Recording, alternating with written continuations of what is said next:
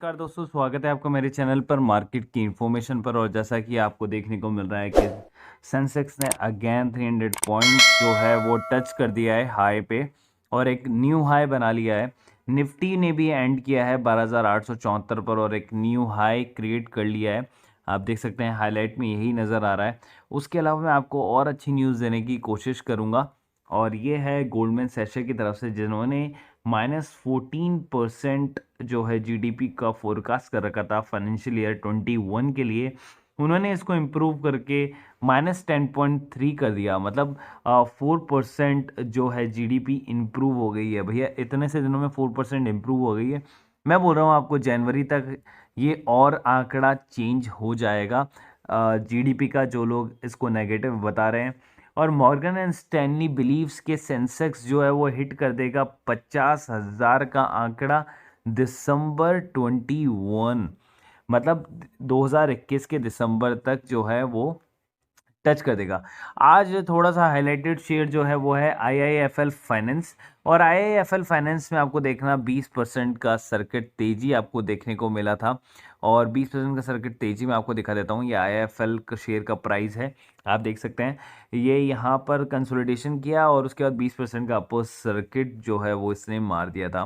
देखिए यहाँ पर आने के बाद थोड़ा सा ये डगमगाया एंड कंसोलिडेशन किया, उसके बाद ऊपर गया, फिर यहाँ कंसोलिडेशन किया, फिर ऊपर गया, फिर कंसोलिडेशन और उसके बाद में जब मार के 20% का सर्किट मारा।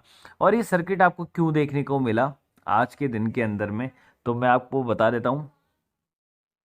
इसके अंदर जो है सबसे बड़ी न्यूज़ है वो है ये कि जो आईआईएफएल है ना, उन्होंने क्या किया है कि 100 करोड़ का नॉन कन्वर्टेबल जो है डिबेंचर्स जो हैं वो इशू किया है। कब के लिए? ट्यूसडे को बोला है इन्होंने। Tuesday said it has raise of 100 crore through issuance of the non convertible debenture on a private placement basis.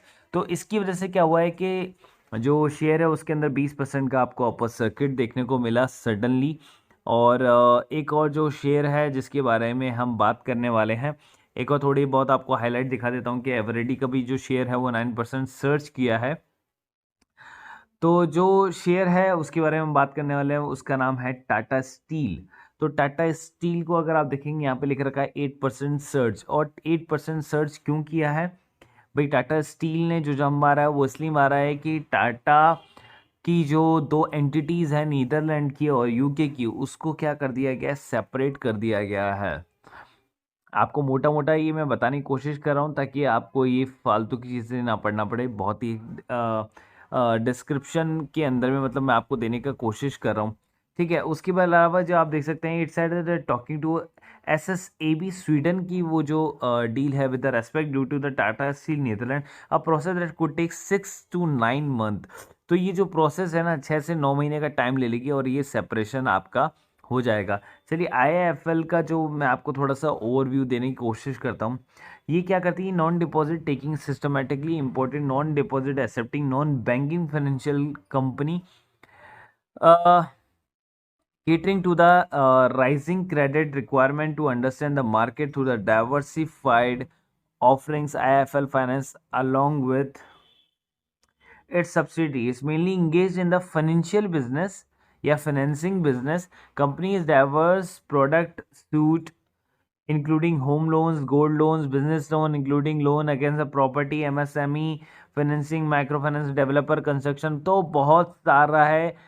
इतना कुछ ज़रूरत नहीं है आपको, बस आप ये समझ लें कि जो कंपनी है वो लोन देती है किसी भी तरह का, किसी भी को भी, ठीक है। यहाँ पर बुक वैल्यू जो है 132 है, लेकिन प्राइस जो है वो उससे नीचे दौड़ रहा है। तो आप इसके अंदर में इन्वेस्टमेंट कर सकते हैं क्योंकि 52 वीक हाई लो जो है वो आप देखेंगे तो 213 रुपये का है।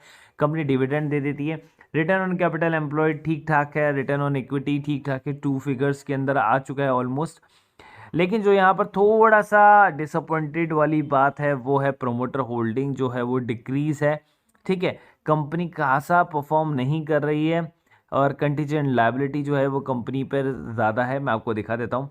तो बस कंपनी डिविडेंड पे आउट अच्छा कर देती है। यहाँ पर नेट प्रॉफिट का जो क्वार्टर है आपको 212 जो है करोड़ का आपको देखने को मिला।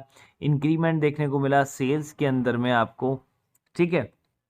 अब नेट प्रॉफिट की बात कर लेते हैं क्वार्टर टू क्वार्टर। तो क्वार्टर टू क्वार्टर अगर आप देखेंगे तो इस क्वार्टर में कंपनी ने बहुत ही अच्छा परफॉर्मेंस दिया। देखिए यहाँ के बाद में डायरेक्ट जो परफॉर्मेंस आया ना अच्छा वो यहाँ पर आया है।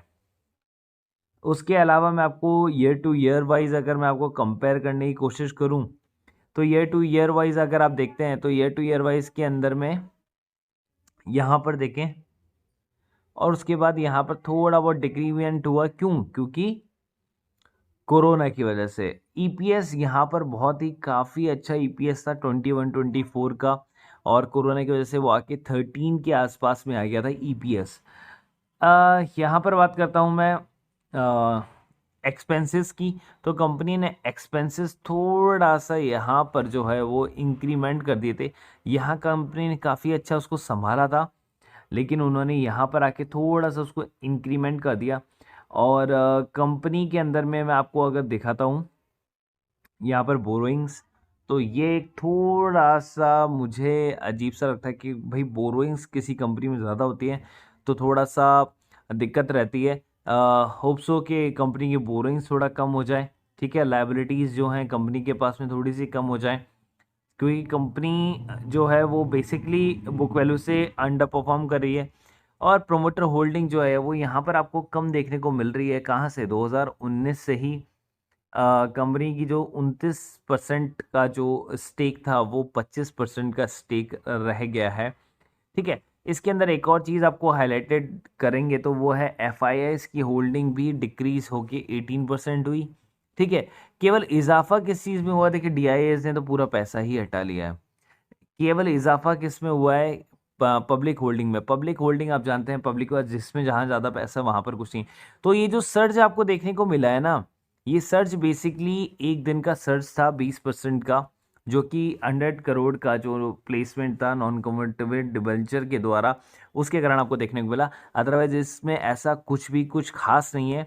कंपनी के अंदर के रूट लेवल पर कंपनी कुछ अच्छा वर्क कर रही है। और सब मुद्दे की बात पर आते हैं तो अपस्टॉक जो है वहाँ पर आप free demat and trading account खोल सकते हैं। जिनके पास डीमैट एंड ट्रेडिंग अकाउंट नहीं है, शेयर बाय और सेल करने के लिए वो फ्री में अपना अकाउंट खोल सकते हैं।